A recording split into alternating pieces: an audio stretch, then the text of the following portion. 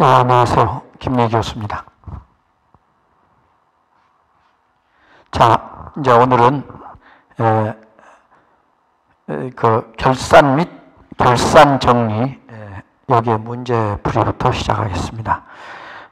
교재 210쪽입니다. 자, 결산 정리 및 결산 정리 요거 이제 종합해 보면은 결산에는 우리가 이제 노래 한 곡 해야 됐군요. 죄송합니다. 자산의 증가는 왼쪽의 차변에 부채 자본 증가는 오른쪽 대변에 비용은 차변에 수익은 대변에 차변 대변 붕괴는 거래의 반려서.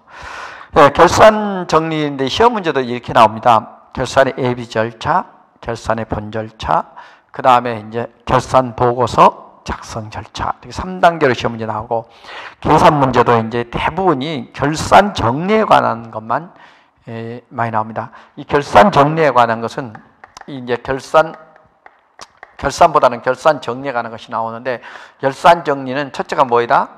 정리분계라 그랬죠? 정리분계. 요걸 뭐 수정분계라고 하다 같은 말입니다. 요것이 이제 하나가 되고, 두 번째가 이제 우리가 결산 정리할 분계에 의해서 이제 결산 이제 수정해서 계산하는 겁니다. 수정 계산입니다. 대부분 이 수정 계산하는 것이 이제 우리가 손익계산서라든가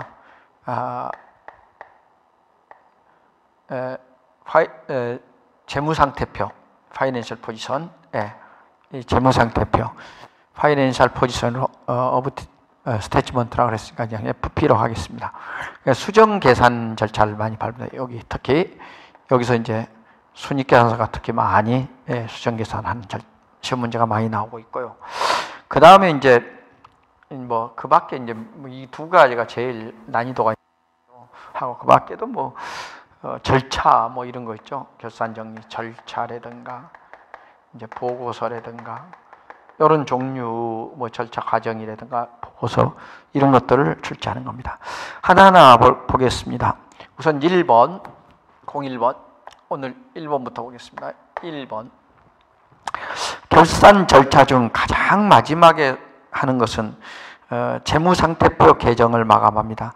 그러니까 여기서 여러분들 먼저 할 것은 뭐냐면은 결산 수정 전 시산표를 작성하고요. 수정 전 시산표 답은 이제 재무상태표 개정 마감하는데, 이 절차가 어떻게 되냐면 우선 수정 전 시산표를 만듭니다. 그리고 이제 이렇게 돼 가지고 그러면 수정 후 시산표가 만들어지겠죠? 그러면 이 가운데 단계가 뭐가 되겠어요?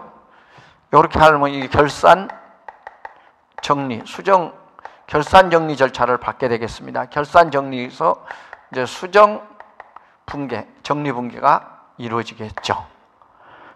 결산 정리 사항에 의해서 결산 수정 분계가 이루어집니다. 그리고 이제 이것이 이 사이에 뭐가 있냐면은 이렇게 되고 나서 이제 결산 정리 분계가 이루어지고, 여기서 이제 요 정산표도 만들어질 수 있습니다. 수정 후 시산표 가지고 요거 가지고 이제 정산표도 만들어지고요.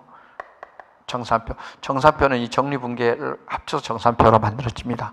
영어로 WS 워킹 시트가 만들어지고, 그 다음에 이제 만들어지는 것이 뭐냐면은 순서대로 만든 것이 손익계산서입니다. 손익계산서, 인컴 스테이트먼트, 손익계산서. 두 번째가 이제 뭐냐면 재무상태표. 이렇게 만들어지겠습니다. 순서가 여기 손익계산서가 먼저 만들어지고, 그리고 여기에서 재무상태표, 대차대조표라고 그러죠. 이것이 뭐 만들어진다. 이 절차를 꼭 기억해 두시면 좋겠습니다. 자, 그림으로 표시하니까 이제 편하죠, 그죠? 그러니까 수정 전이죠.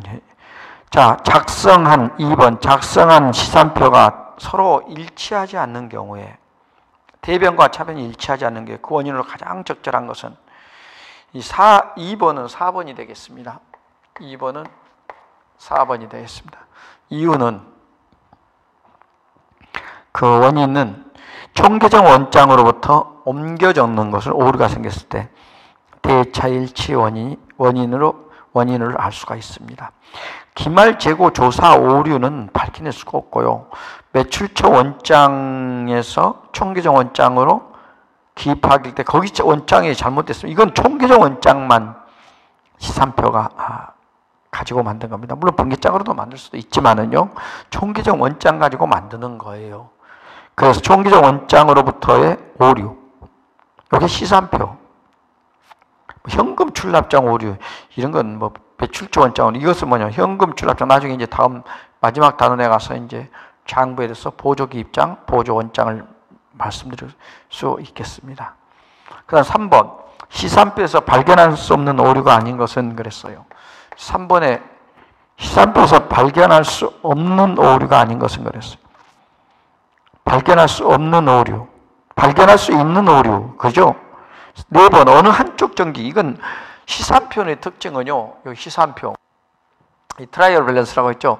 이 시산표의 특징은 뭐냐면, 이 시산표는 대차, 이 특징이 뭐냐면, 작성한데 대차 평균밖에만, 이것 외에는 찾아낼 수 없어요. 대차 평균. 대차 평균이에요. 대변, 차변이 합계가 안 맞는 거예요. 계정 과목은 못 잡아줘요. 그래서 못 찾는 것이 첫째는 뭐냐면은, 이건 찾을 수 있는데 못 찾는 거, X. 이건 뭐냐? 계정 과목 못 찾아요. 틀려도. 계정 과목 틀려도 못 찾고요. 두 개가 전부 누락되면은, 전부 누락돼도 못 찾아요. 두 개가 그냥 대변, 차변 전부 누락되면 그냥 대차가 전부 누락돼 버렸어요. 그건 못 찾아요. 한꺼번에. 그 다음에 또 뭐가 있냐면은, 계정 과목을 이제 두 개인데 금액은 맞는데, 계정 과목 두 개, 차변 대변을 전부 바꿔요. 바꿔 써도 못 찾아요. 바꿔도 못 찾아요. 바꿔 써버리는 것도 못 찾아요. 예, 이런 특징이 있습니다. 그래서 반대로 써도 반대죠. 그러니까 누락시켜도, 계정 과목이 틀려도. 그래서 이제 답은 대차 한쪽만 누락되면은 잔다. 이렇게 이제 보시면 되겠고요. 4번을 보시겠습니다. 이제 4번은 시산표에서 발견할 수 없는 오류를 나열한 것이다. 해당하지 않는 것은 그랬어요. 동일한 금액을 차변과 대변을 반대로 옮겨 적은 경우, 차변과 대변 전기를 동시에 누락한 경우 그랬습니다. 이 동일한 금액만 가지면 이제, 근데 발견할 수 있는 것을 지금 찾아내란 정답이 이거거든요. 그러면 차변과 대변을 동시에 누락해버렸으면 그것도 못 찾고, 대변, 차변 틀린 금액을 틀린 금액을 똑같이 했어요. 그러면 안 돼요. 4번, 차변만 이중으로 전개한 경우, 차변만 이중으로 차변이 커지거든요. 그래서 4번이 틀린 답입니다. 자, 5번. 다음, 결산 순서가 옳게 된 것은 그랬어요. 첫째가 뭘까? 거래의 발생. 3번이 정답인데, 자, 거래가 먼저 발생하고, 두 번째가 총계정 원장을 기록하고, 그걸 총계정 원장을 가지고 시산표를 작성하고, 시산표에 의해서 이제 정산표가 나오고, 정산표에서 재무제표가 작성됩니다. 근데 조금 설명을 드릴게요. 이제 거래를 발생하면 뭐든지 거래는 거래인가 아닌가 OX로 나옵니다. 거래인 것만 분계가 돼요. 그러면 이제 분계를 하면은 어디에 기록한다? 분계장에 기록합니다. 이걸 분계장에 기록해요. 이걸 분계라 그래. 분계해가지고 분계장에 기록합니다. 그 다음에 이제 이것을 분계장에 기록한 걸 이제 총계정 원장에다가 또 옮겨 적어요. 이건 이제 기록이라보다 옮겨 적는다. 그래서 이제 전기라고 부릅니다. 전기하고. 총계정 원장에 있는 걸 가지고서 뭘 만든다? 이제 시산표를 만들어요. 시산표를 작성. 이 사이에 뭘 만드냐? 시산표 만드는 게 아닙니다. 이제 시산표만 만드는 게 아니고, 이제 이때 시산표는 있는데, 이거 가지고 이제 원장 가지고 또 만드는 게 있어요. 2월 시산표도 만들어 보고요. 2월 시산표도 만들어 보고, 종이원장 잔해 가지고 또 뭘 만들어 보겠다. 기말 정립해 가지고 이제 기말 정리사항이 있습니다만은 2월 시산표도 만들어 보고, 또 그 다음에 2월 시사표는 요건 나중에 보시면 알지만 정리 기입을 해 가지고 2월 시산표를 만든다 이 말입니다. 이것은 기말 시산표예요. 기말 시산표입니다. 그리고 요건 뭐냐면 자산, 부채, 자본만 가지고 만드는 것이기 때문에 이걸 재무상태표, FP 재무상태표를 하는 것이고요. 그 다음에 또 뭐냐면 손익계정을 또 만들어요. 정리기가 손익계정. 손익계정은 뭐 하기 위하냐면은 손익계산서를 만들기 위해서 손익계정을 작성합니다. 손익계정이 바로 이제 우리가 집합계정이라고 부르죠. 집합계정을 집합하는 겁니다. 그래서 집합계정이라고 그러고요. 이제 그 다음에 시산표 가지고 이제 뭘 한다. 여기서 이제 정리기입을 가지고 정리기입. 여기 지금 정리기입 있죠? 요 정리기입을 여기서 이건 수정전 시산표가 있고, 시산표는 이제 여기서는 수정전 시산표 이렇게 이제 부르면 되겠죠. 정리기입을 합니다. 이걸 말하면 정리 분계도 하는 것을 말합니다. 수정분계. 그 다음에 이제 이루어지는 게 시산표가 이제 정산표가 만들어집니다. 정산표.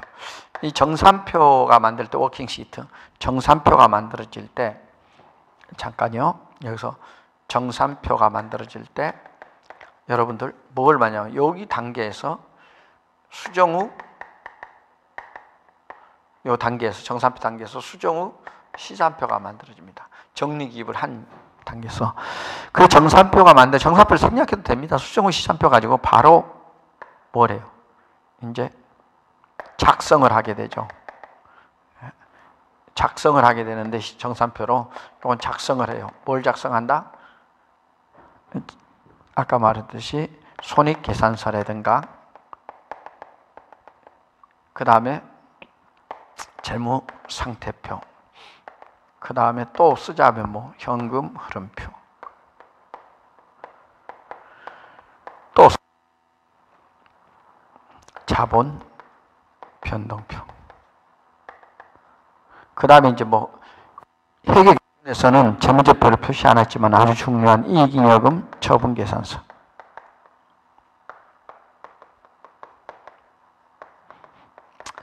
이런 거. 또는 만약에 결손금이 났으면 결손금은 처분이라고 안 하고 뭘 한다? 처리계산서. 요걸 작성합니다. 그 다음에 뭐 그 밖에 꼭 재무제표는 아니라 뭐 보고서, 이런 걸 결산보고서라고 합니다.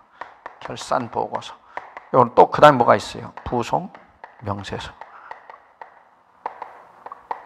이건 재무제표에 안 들어가더라도, 기업의 기준상 재무제표는 안 들어가도 결산보고서에는 들어갑니다.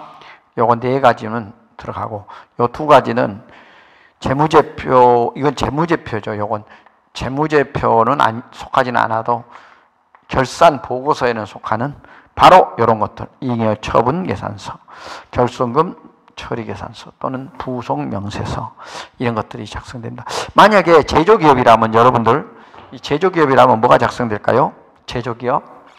제조기업이라면 제조 원가 명세서가 작성될 것이고, 결산보고서처럼 또 작성된 게 있어요. 만약에 세무회계라면 뭐가 작성될까요? 세무, 별거 다 가르치네. 조정 계산서, 이것도 작성돼요. 만약 세무회계는 이것이 다 결산보고서에 들어가는 거예요. 넓은 의미의 결산보고서 다 들어가요.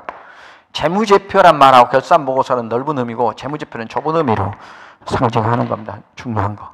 이렇게 해서 여러분 다룬다는 거. 여기 책에는 지금 4개만 적혀 있지만, 여기서 만약에 분계장이라 하나 더 넣을 수 있고, 그 다음에 정산표도 넣을 수 있다. 이렇게 이제 여러분하고 말씀을 드릴 수 있겠습니다. 자, 6번 보시겠습니다. 6번. 자, 6번은 이론상 회계 순환의 순서가 가장 맞는 것은 그랬어요. 우선 기말 수정 분계가 이루어집니다. 아까 말했는데 밑에 나왔는데 잘 나와 있네요. 해설이. 그 다음에 수정 전 기말 수정 분계가 이루어진 다음에 수정 후 시산표가 만들어지고, 그 다음에 기말 정리 분계가 먼저 이루어져요. 여기서 보십시오. 기말 정리 분계. 수정 전 시산표가 없으니까 수정 후 시산표가 이제 그 다음 나오죠. 기말 정리에서. 그 다음에 수익 비용 계정을 마감하고, 그 다음 손익 계정을 마감해서 자산 부채 자본 계정을 마련해 재무제표를 작성한다. 1번이 맞습니다. 그 밑에 해설 순서가 잘 나와 있으니까 여러분들 보시면 되겠습니다. 이 문제는 이제 뭐 손익 계정 집합 안 써도 손익 계정은 집합 계정이니까 뭐 집합자 띄워버려도 관계 없습니다. 원래 손익 계정은 집합 계정이에요. 그런데 구태여 뭐 손익 계정에 집합을 붙이는 것은 집합이 아닌 손익 계정이 있나요? 없죠. 자, 7번 결산 분계와 가장 관련이 없는 것은 그랬어요. 1. 선수 임대료의 계산, 2. 법인세 비용의 계산, 3. 대손 충당금의 설정, 4. 단기 매매 증권의 취득. 그러면 7번은 4번이 정답인데, 여러분들은 왜 4번이냐면, 여러분 딴 것은요 법인세 비용은 다 기말 결산 분계해야 돼요. 그런데 단기 매매 증권은 살 때 바로 취득하면 사잖아요. 산 시점에서 분계가 이루어지기 때문에 이걸 기준거래에 해당되죠. 나머지는 다 결산 기말에 분계가 이루어지거나 또 계상되겠습니다. 계산도 하고 그렇게 하겠습니다. 7번의 답은 4번이 되겠습니다. 8번. 자, 8번은 다음 결산 시 결산 정리 사항과 관련이 없는 것은 그랬어요. 이것도 똑같이 성급보험료, 성급이라는 것은 여러분들 그 성급이란 건 보험료를 미리 준 거죠. 그러면 미리 준 거죠. 보험료는 먼저 보험을 들고 또 중간에 해지할 수도 있기 때문에 이걸 성급보험료라 그렇게 먼저 준 걸 성급입니다. 선지급한 보험료. 이건 결산 시에 경과한 그 기간이 경과한 것만큼을 이제 성급보험료를 보험료로 대체하는 거, 거기 대체하면 되겠습니다. 선수이자는 뭐예요? 미리 이자를 받은 거죠. 그러니까 날짜가 되기 전에 선이자라 그러는데, 선이자는 날짜가 되기 전에 먼저 이자를 다 받아버려서 1년치를 받았다. 그러면 선수이자죠. 이것은 이제 결산 때 경과된, 소위 말한 대로 경과된 부분, 똑같이 경과된 부분만 이자 수익으로 처리하면 되겠습니다. 이거 부채 계정입니다. 성급보험료는 자산 계정이고, 선수 수수료는 선수 미리 받은 수수료죠. 그랬으니까 이것은 나중에 수수료 수익으로 하면 되겠습니다. 그러면 이제 8번 정답은 선수금입니다. 4번이 선수금인데, 이 선수금은 여러분들, 선수금은 기준거래예요. 뭐냐면은 선수금이 뭐예요? 계약금이잖아요. 선수금은 먼저 받은 돈이라 선수익금이니까 첫째가 계약금 이런 거요. 두 번째는 예약금, 뭐 착수금, 뭐 이런 명목으로 먼저 받은 겁니다. 이런 것 등등 이걸 들 수 있는데, 이런 것을 먼저 받기 때문에 선수금 계정 이렇게 하니까 이것은 뭐 계약금 받을 때니까 그때 기준 거래에 속하는 겁니다. 네. 이제 그다음에 9번 보겠습니다. 자, 9번은 다음 중 대손 처리할 수 없는 계정 과목은 어느 것이냐 그랬어요. 대손 처리하는 것은 우선 뭐냐면은, 이 대손 처리하면은, 대손 처리는 뭐 한다? 우선 채권에 대해서 합니다. 채권이 뭐라고요? 채권이 자산이잖아요. 예, 채권에 대해서. 반대는 채무, 부채잖아요. 채권에 대해서 하니까 첫째는 매출 채권, 두 번째는 기타 채권에 합니다. 기타 채권. 자, 그래서 다 설명드릴게요. 그러면 매출채권은 뭐예요? 외상, 매출금, 받을 이 두 가지가 매출채권에 들어갑니다. 기타 채권은 뭐가 있어요? 요 기타 채권은 선수금도 있고요. 못 받은 돈, 선수금, 죄송해요. 미수금이 있고, 선수금 부채죠. 미수금이 있고요. 그 다음에 또 뭐가 있어요? 대여금이 있고요. 선급금, 요렇게. 이것도 전부 다 대손상각합니다. 누가 대손상각 안 한다 그러는데, 그런 말 하지 마세요.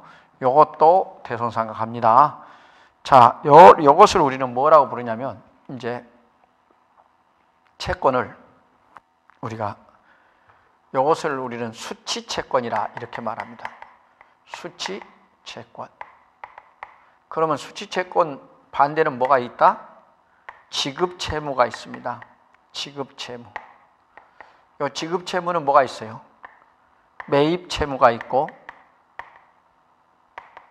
기타 채무가 있습니다. 자, 보시면은 여기서 매입채무는 매입채무에는 외상 매출금 반대는 외상, 매입금, 지급금 이런 것이 있고요. 기타 채무에는 미수금 반대는 뭐예요? 미지급금이 있죠. 대여금 반대는 차입금,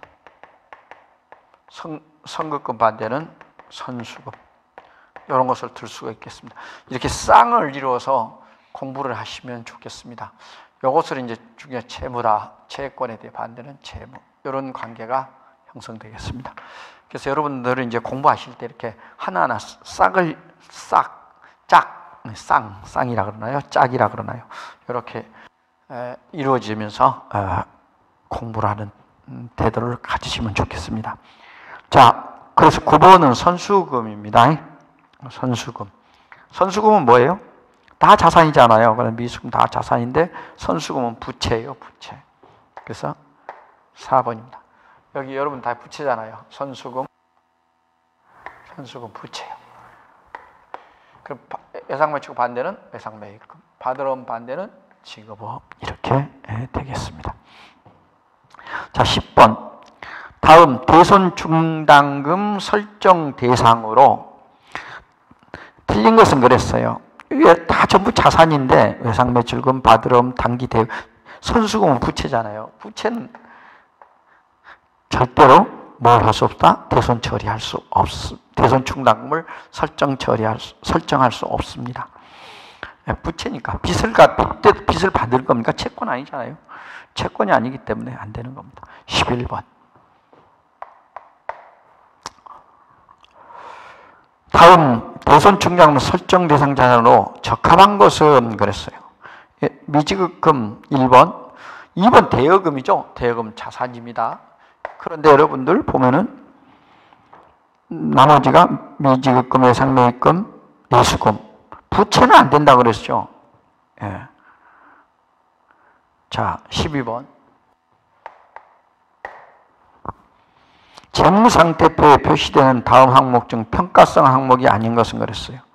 대손충당금, 감가상각두개, 퇴직급여 충당부채, 현재가치 할인, 평가성 항목이 아닌 것은 그랬어요. 3번입니다. 3번. 요 부채성 충당금은 잘 알아두셔요. 부채성 충당금은 이것이 뭐뭐 있냐면은 첫째가 퇴직급여 충당금, 퇴직급여 충당부채, 충당금이나 충당부채랑 같습니다. 자, 그 다음에 이제 하여튼 이거 퇴직급여 충당부채는 그 특징이 이런 게 있는데 퇴직급여 충당부채는 대변에다 기록합니다. 대변에 기입합니다.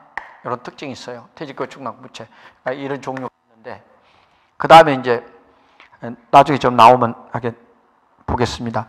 그 밖에 이제 여러분들 또 뭐가 있냐면은 이 반대되는 퇴직급여 충당성 부채 반대되는 게 이제 평가성 충당금이 반대되는 게 평가성 충당금이라는 게 있어요.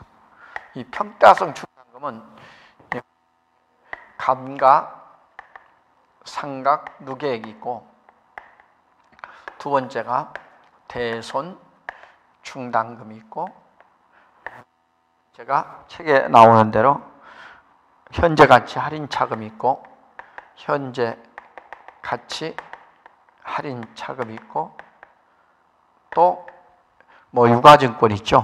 단기 매매증권 평가 충당금. 그러니까 그냥 유가증권 넓은 의미에서 유가증권 평가 충당금. 이런 것은 특징이 뭐냐면, 이런 것은 직접 해당 계정에서 평가성 충당금은 대변에 기록하지 않고 그 해당 계정, 해당 이제 자산 계정이 되겠죠. 유가증권이든 뭐 현재 이런 해당 계정에서 이제 뭐 사채라든가 이런 건 할인 가치 이렇게 찾으면 그 해당 계정, 부채 해당 계정에서 직접 이 차감하는 이런 방법을 쓰고 있다. 이렇게 이제 보시면 되겠습니다. 이렇게 이제 보면 되고요. 그 다음에 이제 그리고 부채성 충당금은 대변에 기록한데 직접, 그러니까 대변에 기록하지 않고 직접 자산이면 자산, 부채면 부채, 그 해당 계정에서 빼줘 버리는 것이다. 이렇게 이제 여러분들 이해하십시오. 그래서 하나만 알고 부채성 충당금도 알아야 되고 평가성 충당금도 알아야 되고요. 자, 13번에 응용을 자꾸 기르셔야 됩니다. 시험은 응용력이에요. 똑같이 안 냅니다. 조금이라도 틀어서 내거든요. 왜 그럴까요? 똑같이 내면 자존심. 뭐 저 사람은 저 교수 출제 누가 이번에 들어갔는데 뭐 니네 똑같이 글자는 안 받고 나왔다. 그러면 돈 받아 먹었다. 그럼 기분 나쁜 거죠. 꼭 그런 사람이 있어요.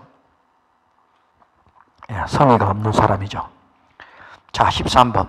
다음 중 재무제표상 자산의 차감 항목으로 표시되지 않는 것은 그랬어요. 상환 의무가 없는 13번. 상환 의무가 없는 국고보조금. 이런 상환 의무가 없는 국고보조금은 해당 자산에서 바로 차감합니다. 이 세무에게 나오는 거죠. 그 다음에 이제 감가상각누계액, 대손 충당금, 뭐 여기 유가평가 충당, 현재가치 할인발 차금 이런 것들이 있는데, 단기 매매 증권 평가 차손, 요거 4번인데, 요 단기 매매 증권 평가 차손은 그냥 차변은 표시예요. 똑같이 그 자산의 차감하면 차변 표시한데, 이건 영업의 비용입니다. 영업의 비용으로 봅니다. 그렇게 보시고 14번 보시겠습니다. 14번. 다음 감가상각법 중 수익 비용 대응의 관점에서 가장 바람직한 상각 방법은 뭐냐 그랬어요. 이것은요, 가장 바람직한 상각 방법은 정액법, 뭐 정률법, 생산량 비례법, 뭐 이런 것도 연수학계법 여러 가지 있는데, 연금법도 있고 여러 가지 있는데, 그 중에서 비례법이 가장 감가상각이에요. 이건 비례법이에요. 답은 지금 2번인데 비례법이 가장 해요. 그럼 비례법은 어떤 것이냐? 제일 우리가 흔히 알고 있는 여러분 생산량 비례법이 있어요. 비례법은 생산량 비례법,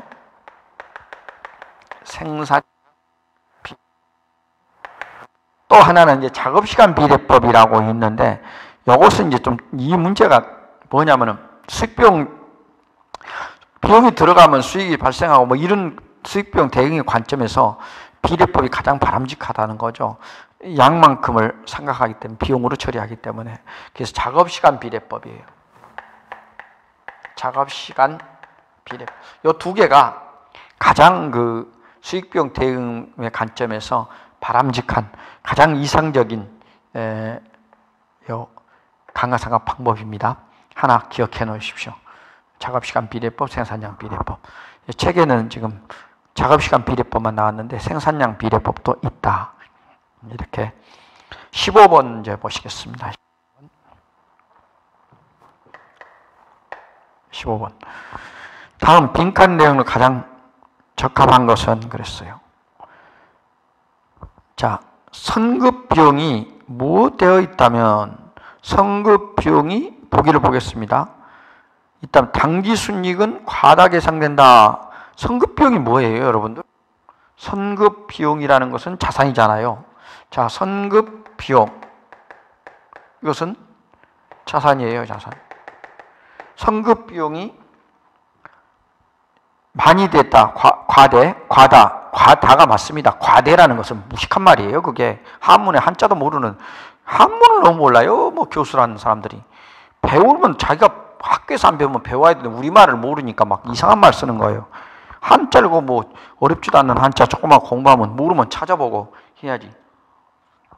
원문은 또 잘해서 미국서 유학을 해가지고 왔는데 그 미국 책을 갖다 우리 책으로 번역하는데 완전히 그냥 뭐 우리말을 몰라가지고 말이죠. 과다가 맞습니다. 과대라는 건 틀려요. 금액을 말할 때는 금액이나 이런 수를 말할 때 이런 양을 말할 때는 과다 그래요. 규모나 광고판 이런 크기를 말할 때는 과대요. 클 때, 많을 때 이게 다른데 영어로 마치 많이 하고 다르잖아요. 그런데 그건 그건 영어로는 잘하는 사람들이 왜 우리말을 못하는지 모르겠어요. 대한민국의 선생님들이 좀 썩었어요. 공부를 뭐 틀리게 남들이 쓰니까 한다. 남들이 쓰니까 한다. 그런 법이 어디 있습니까? 많을 때 하자잖아요. 클 때잖아요. 클 때. 클 때자는 크다는 거 아니에요. 이건 규모가 큰 겁니다. 숫자가 많을 때는 이렇게 해요. 금액이나 이런 거 많을 때는 많다 이렇게 해요. 이건 크다. 많다. 아니 근데 금액이 크다 그렇게 하는 말은 무식한 말이죠. 그럼 반대말은 뭐예요? 소자죠, 소. 이건 적을 소예요. 적다 이렇게. 작다, 작을 소. 이런 소자는 적을 소, 적다. 많다, 적다 이렇게 말하고 크다, 작다. 어떨 때는 많다, 작다 그래요. 우리말도. 여러분 저한테 김유기 교수한테 배운 사람은 제발 이런 많다, 작다라고 하지 말고 많다, 적다, 크다, 작다, 크고 작고 이렇게 말하세요. 우리말 있잖아요. 세종대왕이 울어요. 세종대왕님도 광화문에서 눈물 흘려요. 안 그래요? 그래요? 이런 말도 몰라요. 이거 쉬운 것도 몰라요. 이거 다소, 대소. 대소가 뭐예요? 대소가 다이소 아니야? 일본말로 다이소. 크도 적고 다이소라 그래. 일본 사람들은 다이소, 대소. 발음을 대소를 못 하니까 다이소라고 발음해. 대자 발음 못 합니다. 일본 사람. 예. 그래서 일본에서 현대 하니까 대를 못 하니까 현다이 그렇게 쓴 거 아닙니까? 예. 자, 그러면 우리가 이제 제가 옆으로 빗나가는데 선급비용은 자산이잖아요. 자산이 많으면 어떻게 될까요? 자산이 많으면은 당기순이익이 늘어나겠죠. 그래서 당기순이익이 많아집니다. 그래서 왜냐하면은 자산이 많으면은 순이익이 많아져요. 그래서 당기순이익이 많아진다.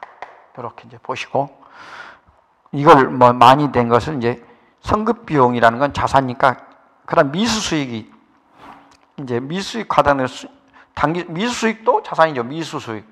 그럼 미수수익 이것도 자산이에요. 똑같은 원리가 되는 거죠. 자산. 여기 잘 보세요. 자산이기 때문에 그렇습니다. 이게 자산 만약에 자산이 아니라면 부채라면 달라지겠지만 이제 이런 경우죠. 이따 문제 또 나오니까 한번 하나하나 살펴보겠습니다. 답은 4번이 되겠습니다. 자, 16번. 내용 연수가 5년이군요. 기계장치를 정액법으로 감가상각할 때 정률법과 비교해서 1차 연도 결과로 맞지 않는 것은 사실은 정액법은요. 여러분들 이 정액법은 굉장히 많이 정액법은 일정 금액을 생각하는 거예요. 일정 금액. 여기 있잖아요. 정액이랑 일정 금액. 정률법은 일정 비율. 그래서 글자 따서 정액, 정률 이렇게 정한 거거든요. 글자에. 그러니까 여러분들 정액법은 근데 그래프로 그려보면 이런 현상이 나타나요. 정액법은 이렇게 똑같아요. 항상 일정한 금액이니까 이렇게 똑같고요. 이렇게 똑같고 이제 여기는 금액입니다. 연도가 지나 여기는 이제 금액, 플라이스 금액이고 여기는 이제 연도, 이어 이렇게 했을 때는 일정해요. 그런데 정률법은 한꺼번에 그냥 이렇게 해가지고 이렇게 떨어져요. 그렇기 때문에 이렇게 급격히 떨어지기 때문에 많이 생각을 합니다. 그러니까 비용이 많이 든다는 거죠. 무슨 말이냐면 정률법은 정액법에 비해서 정률법은 감가상각비가 즉 감가상각비를 비용이라고 그러잖아요. 이 감가상각 비용이 커요. 그래서 무슨 상각이 되냐면은 이제 많이 상각하니까 과다상각이라 그래요. 어디에 비해서? 정액법에 비해서 과다상각한 거예요. 정액법은 정률법에 의해서 적게 상각하니까 과소상각한다. 이렇게 이제 정의를 내리면 되겠습니다. 자, 그러면 이제 어떻게 할까요? 그래서 정액법으로 상각할 때 정률법과 비교해서 비용이 적죠. 그러니까 적게 과소상각이니까 비용이 적으니까 어떻게 돼요? 당기순이익이 비용이 적으면 당기순이익이 크잖아요. 그래서 크고 했어요. 그러니까 2번, 4번 중에서. 그런데 자산 금액도 크게 표시된다. 자산도 커져요. 왜? 여러분들 이익이 많으면 자산도 늘어나거든요. 예, 그래서 그렇습니다. 나중에 그래프 그리면서 또 한번 살펴보겠습니다. 하나하나 여러분들 가요. 문제도 많거든요. 자, 17번. 유형자산의 취득원가에서 잔존가치를 차감한 금액을 추정내역연수에 걸쳐 체계적이고 합리적으로 배분하는 절차를 감가상각이라 한다 그랬어요. 유형자산은 감가상각, 무형자산은 상각 이렇게 표현한다 그랬어요. 일반적으로 보수주의에 의하여, 보수라는 건 안전성의 원칙이에요. 안전성을 추구하는 겁니다. 리스크를 싫어해요. 보수주의는. 그래서 보수파 하면은 내 거 현재를 지키고자 원하는 걸 보수라 그러고, 이제 개혁이나 이런 보수 반대는 개혁 또는 혁신 또는 뭐랄까요? 하여튼 이런 그 보수주의에서 초기의 비용을 계산하는 보수주의에서 가장 한 것은 뭐냐 그랬어요. 그래서 안전성의 원칙을 둘다 보니까 초기의 비용을 많이 계산하는 감가상, 크게라는 말을 쓰면 안 됩니다. 비용은 많이 계산하는 방법은 정률법이에요. 정률법보다 더 많은 것은 이제 이중체감법 이런 거 있어요. 정액법은 직선법이라 했죠. 이제 삼각기금법. 여러분들 연수학계법도 있고 이런 것도 있지만 이제 이중체감법이 가장 많이 생각합니다. 하나만 알아두고 답은 이제 2번인데 이중체감법. 만약에 제일 많이 생각한 게 이중체감법. 뒤에 나올 겁니다. 한번 그때 설명드리겠습니다. 다음 중 취득원가에 포함되지 않는 것은 그랬어요. 자, 18번. 18번. 취득원가에 포함되지 않는 것은 수입한 기계장치 시운전비, 토지 등 중개수수료, 상품을 수입해오는 과정에서 가입한 당사 부담의 운송보험료, 건물 구입 후 가입한 화재보험료. 여러분들 다 이거 처음이잖아요. 취득원가에 처음 원시, 처음 개시 이럴 때 시운전한 거고, 바로 토지에 구입하실 수수료 동시에 낸 거고, 또 운송해 오는 상품을 수입하는 과정에서 그런 운송 전부 그냥 원가에 포함시켜 버립니다. 그런데 건물을 일단 구입했어요. 나중에 보험료를 발생한 거거든요. 그래서 이건 4번이 되겠습니다. 보험료 발생이 4번이 되겠습니다.